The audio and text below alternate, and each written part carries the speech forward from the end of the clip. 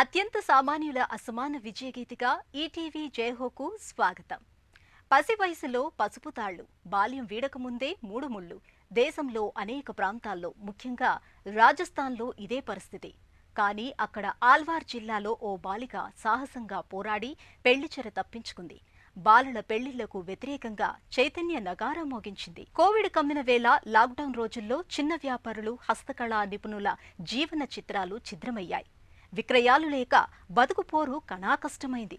సరిగ్గా అప్పుడు ఓ మానవతామూర్తి అండగా నిలిచి వారి జీవన రేఖను మార్చారు. వైవిధ్య విజేతల స్ఫూర్తి కథనాలతో మీ ముందుకు వచ్చింది జయహో.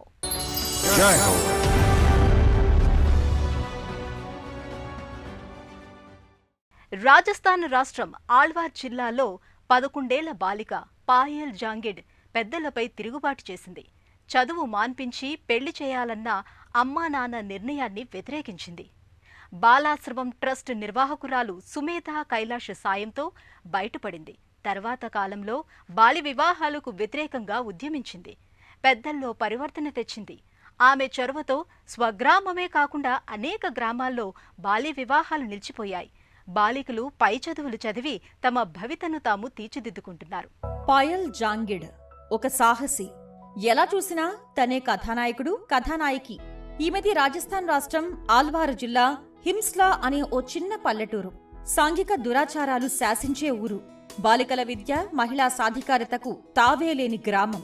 అలాంటి పల్లెలో పాయల్ 5వ తరగతిలో చదువుతున్న సమయంలోనే బాలల హక్కుల కార్యకలాపాల్లో పాల్గొంది. 11 ఏళ్ల వయసులో ఆమె ఓ సంచలన నిర్ణయం దిశగా అడుగులు వేసింది. చదువు మాన్పించి తన పెళ్లికి ఒత్తిడి చేస్తున్న కుటుంబ సభ్యుల్ని ఎదిరించింది. అదృష్టవశాత్తు అప్పుడు బాలాశ్రమ్ ట్రస్ట్ వ్యవస్థాపకురాలు సుమేధా కైలాష్ ఆపద్బాంధవిలా వచ్చి కాపాడారు. ఆమె సాయంతో బాల్య వివాహ బంధం నుంచి తప్పించుకోగలిగింది.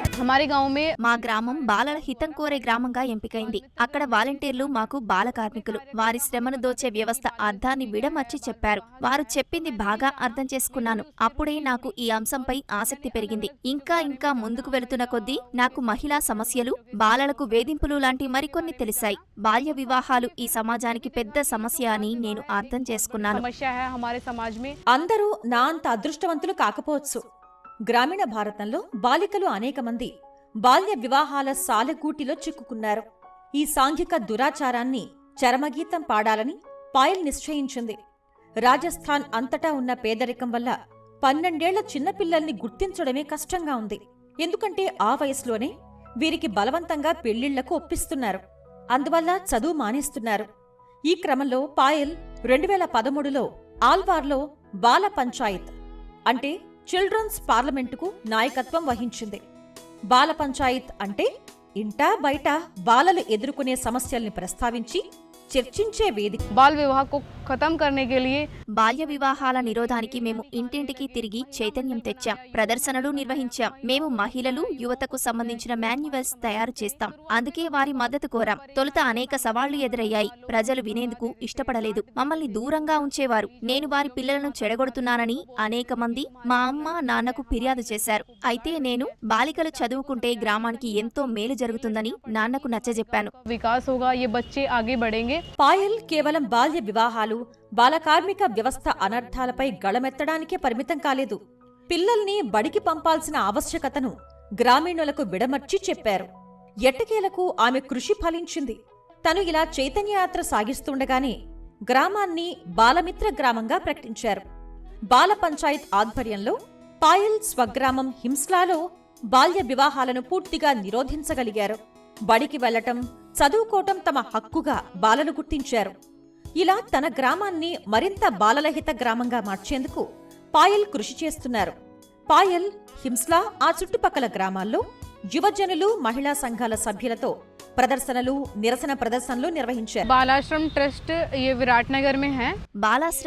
విరాట్ నగర్ లో ఉంది. దీనిని కైలాస్ సత్యార్థి నిర్వహిస్తున్నారు. ఈ ఆశ్రమంలో ఉండే పిల్లలు ఎక్కడో కూలి చేస్తుంటారు. ఆ కుటుంబాలకు కనీసం బిడ్డలకు చదువు చెప్పించే స్తోమత కూడా లేదు.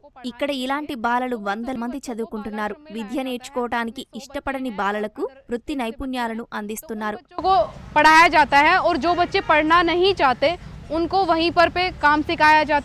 పాయల్ తన హక్కుల కోసం మాత్రమే పోరాడలేదు. చుట్టూ ఉన్న తనలాంటి వారి హక్కుల కోసం గళమెత్తి ఘోషించారు. గ్రామ అభ్యున్నతికి కార్యకర్తలతో కలిసి పనిచేశారు. ఆమె కృషి ఫలించి హింస్లా గ్రామంలో బాల్య వివాహాలు పూర్తిగా తగ్గిపోయాయి. తన గ్రామంలోనే కాక పొరుగు గ్రామాల్లో సైతం బాలలు అంతా బడికి వెళుతున్నారు. గత 10 ఏళ్లుగా హింస్లా గ్రామంలో బాల్య వివాహాలు లేవు. ధైర్యం, సాహసం, సంకల్పం కలగలిపితే పాయల్. ఒకే ఒక వ్యక్తి, కొద్దిమంది సహకారంతో చుట్టూ ఉన్న సమాజంలో ఎంతో కొంత మార్పు తేవచ్చని पायल कथनम निरूपिस्तोंदी। हमारे गांव में बाल पंचायत बनी तो सर्वप्रथम मैं उसमें बाल सरपंच बनी। మేము మా గ్రామంలో బాల పంచాయత్ను నిర్వహించాం. నేనే సర్పంచ్. తొలుత మేమెన్నో సమస్యల్ని ఎదుర్కొన్నాం. ఇప్పుడు పరిస్థితి చాలా మెరుగ్గా ఉంది. ఏడాదికో 2 ఏళ్లకు మేము బాల పంచాయత్ పునర్వ్యవస్థీకరించి కొత్త పంచాయత్ ఏర్పాటవుతుంది. మేము గ్రామ పంచాయతీతో కలిసి పనిచేస్తాం. వారు మాకు కావలసిన గుర్తింపును అందిస్తారు. మేము ప్రస్తావించిన సమస్యలను వింటారు. बच्चे आएंगे और हम इनकी जो भी समस्याएं होंगी उन पर सुनवाई करेंगे। బాల్య వివాహాలకు వ్యతిరేకంగా పోరాడుతున్న పాయల్ కృషికి అంతర్జాతీయ గుర్తింపు లభించింది. 2013లో వరల్డ్ చిల్డ్రన్స్ ప్రైజ్ న్యాయ నిర్ణేతల కమిటీలో సభ్యురాలయ్యారు. 2015 జనవరిలో నాటి అమెరికా అధ్యక్షుడు బరాక్ ఒబామా సతీమణి మిషెల్ ఒబామా మన దేశానికొచ్చిన సందర్భం తమను కలిసిన కైలాష్ సత్యార్థిని పాయల్ను వారు అభినందించారు. 2019 సెప్టెంబర్ 25న పాయల్కు Bill and Melinda Gates Foundation నుంచి goalkeepers global change maker award లభించింది. मेरी जिंदगी का जो सबसे बड़ा अवार्ड है, నేను నా జీవితంలో సాధించిన పెద్ద విజయం లేదా లభించిన ప్రోత్సాహకం ఏమిటంటే మా అమ్మమ్మ 500 రూపాయలు ఇస్తూ నేను సమాజం కోసం ఎలా పనిచేస్తున్నానో చెప్పి ఊరిలో అందరి ముందర నన్ను మెచ్చుకోవటం. कि ये हमारी पोती है और ये समाज के लिए काम कर रही है, तो वो ही सबसे बड़ा पुरस्कार था मेरे लिए। ఉపాధ్యాయుని కావాలి అన్నదే తన ఆశయం, ఆకాంక్ష. సాగిస్తున్న నిరంతర కృషితో అది సాధించలేని అద్భుతమేమీ కాకపోవచ్చు. ఇప్పటికే ఆమె విజయం మీద అమ్మా నాన్న సంతోషంతో ఉన్నారు. బాలల హక్కుల పరిరక్షణలో పాయల్ అవిశ్రాంత పోరాట యోధురాలు. సామాజిక దురన్యాయాలపై అందరి గళాలు ఒక్కటై ప్రతిధ్వనించాలి. ఇందుకోసమే పాయల్ తన కృషిని కొనసాగిస్తున్నారు. सभी महिलाओं से ये कहूंगी, जो भी होता है। మహిళలకు నా సందేశం ఏమిటంటే ప్రస్తుత పరిస్థితికి చింతిస్తూ ఇలా రాసిపెట్టి ఉంది అనే మాటల్ని దయచేసి అంగీకరించవద్దు. ఏ సమస్యలు ఉన్నా పోరాడాలి, వేధింపులను ఎదిరించాలి. అప్పుడు మాత్రమే తమ కలలను నిజం చేసుకోగలరు. अपनी जो समस्याएं हैं उनसे लड़े और अपने जो सपने हैं उन्हें साकार करने के लिए हमेशा प्रयत्न करें। పేరులోనే కాదు, అతడి ఆశయంలో, ఆచరణలో మానవత్వం పరిమళిస్తోంది. ఢిల్లీకి చెందిన మానవ్ భాటియా సంక్షోభాన్ని అవకాశంగా మలిచారు.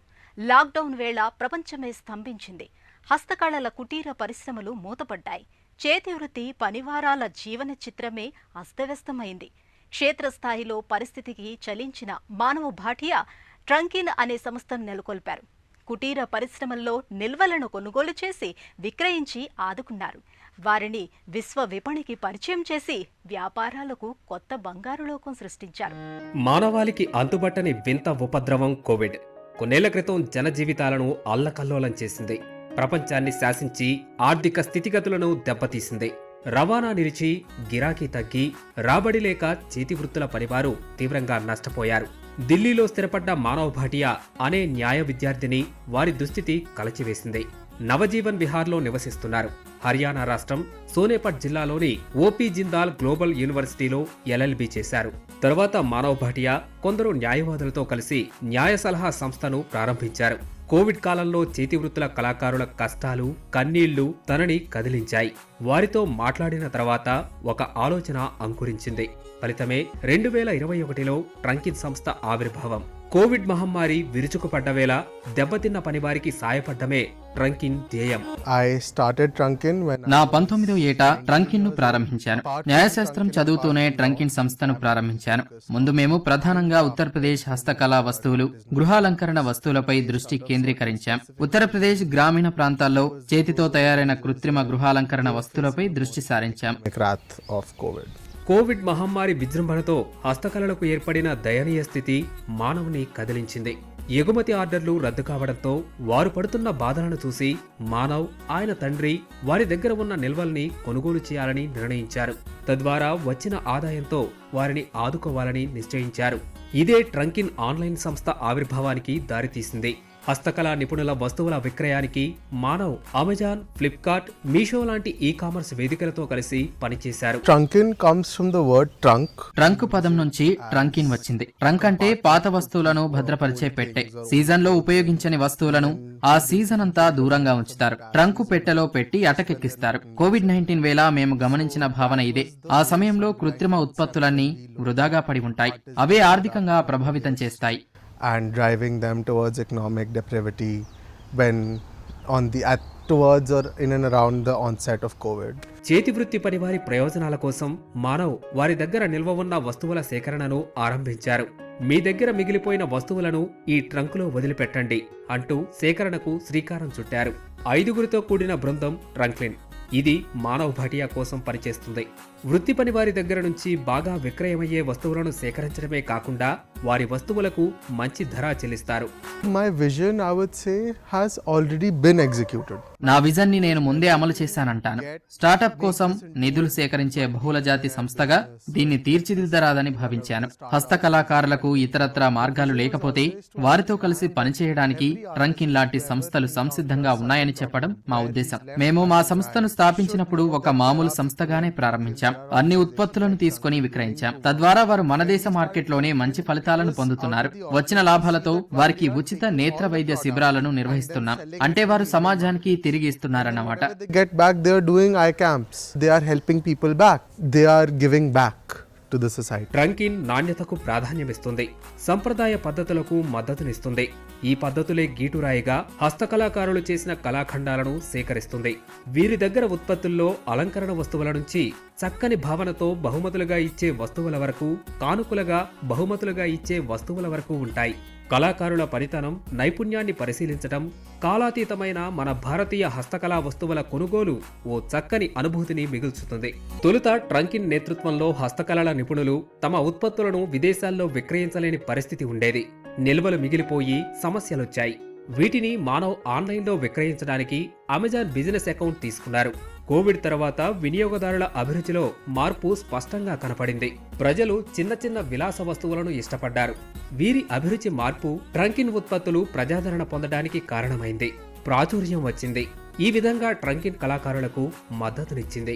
హస్త కళాకారుల వ్యాపారం నిలబడింది. Challenge was to make sure that ఒక సవాలు ఏమిటంటే మా సంస్థ ఆలోచనలను ప్రజలు అర్థం చేసుకుంటున్నారా లేదా అనేది నిర్ధారించుకోవటమే. ఇలాంటి తరుణంలో మాకు ప్రశంసలు రాసాగాయి. మన పని మనం సవ్యంగా చేస్తే ఏదో రోజు గుర్తింపు రాకపోదనుకున్నాం. 10 మంది మాటలతో ప్రచారం లభించి ఖాతాదారులు పెరిగారు.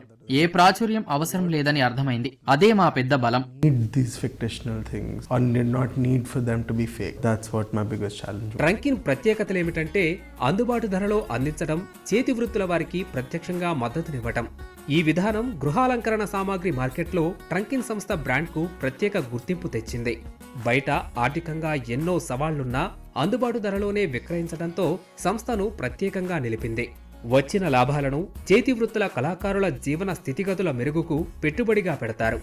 We were not choosers of the product. We were believers in the artisan.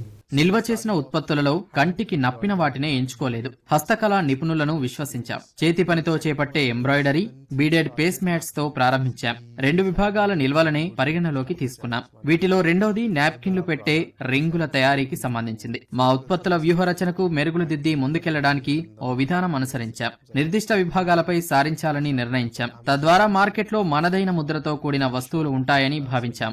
E commerce online వేదికలైన Amazon, ఫ్లిప్కార్ట్ల సహకారంతో ముందుకు వెళ్లాం. వాటి సాంకేతిక మద్దతుతో మా వెబ్సైట్ నుంచే విక్రయాలు చేపట్టాం. Tech support to now, and we start selling of that. వ్యాపారం క్రమంగా పెరుగుతున్న సమయంలో మానవ్ తన వ్యూహం మార్చారు. చేతి వృత్తుల పనివారి ఉత్పత్తుల నిల్వల కొనుగోలుకే పరిమితం కాక సామాజిక కార్యక్రమాలకు నిధులు వెచ్చించారు. ఢిల్లీలో వేణు ఐకేర్ భాగస్వామ్యంతో హస్తకళా నిపుణుల కోసం ఢిల్లీలో ఉచిత నేత్ర వైద్య శిబిరాలను ఏర్పాటు చేశారు. శుక్లాల తొలగింపు శస్త్రచికిత్సలు చేయించారు. వయసు పెరిగిన పెద్ద కళాకారుల నైపుణ్యాలను భవిష్యత్ తరాలకు అందించే వీలు కల్పించారు. ఈ క్రమంలో కొన్ని విమర్శలొచ్చినా లెక్క చేయలేదు. లక్ష్యం వీడలేదు.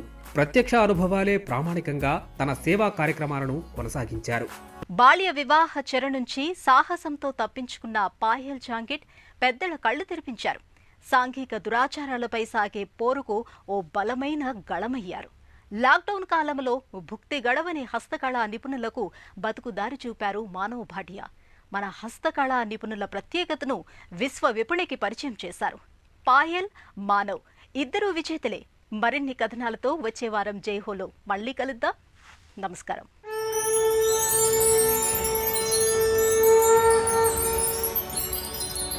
జై హో.